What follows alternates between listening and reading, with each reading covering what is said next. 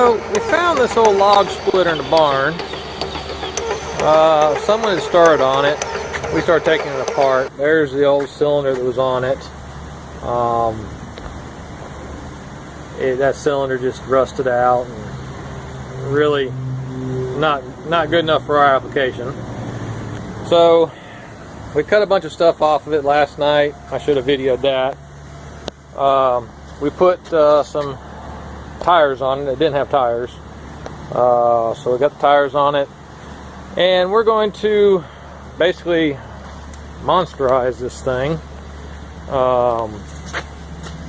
and see if we can't make a pretty decent log splitter out of her. We're putting a 6-inch bore. I got this out of the shop. That's a 6-inch bore cylinder, 3000 psi. I'm going to try and use this trundle mount, but I'm probably going to have to build another one. That one's just not quite right, so we'll see what happens there. And then we're going to box the beam.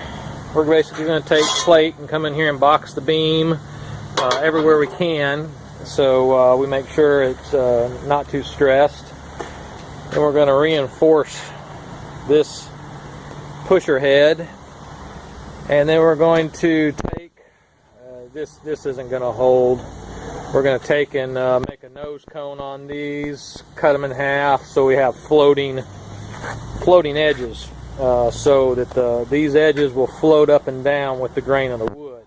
Right now it's hard fixed, and I know from experience that while it works, it robs a lot of power, and it can bend pretty easy.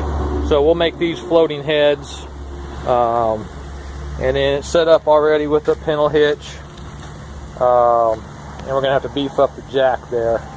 So overall, we'll take some pictures as we go. We're going to put a probably a 40-gallon hydraulic tank here, and we'll put our engine on this side.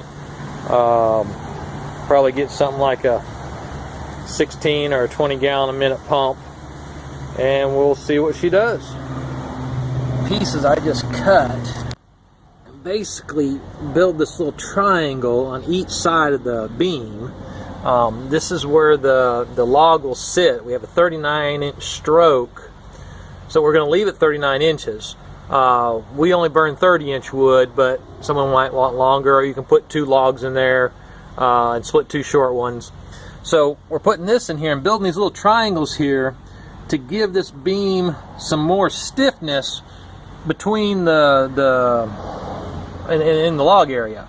And then we'll box up here and box back here. But we had to come up with an idea that gave us stiffness here without impeding the slide. And this is an H beam, so it's almost an inch thick. I don't think the light's good enough. It's almost an inch thick up in here, and it's just under a ½ inch here. So it's a good H beam. We just want to add a little more stiffness to it, and doing the triangle I think is going to do the trick. So we're going to start welding on that.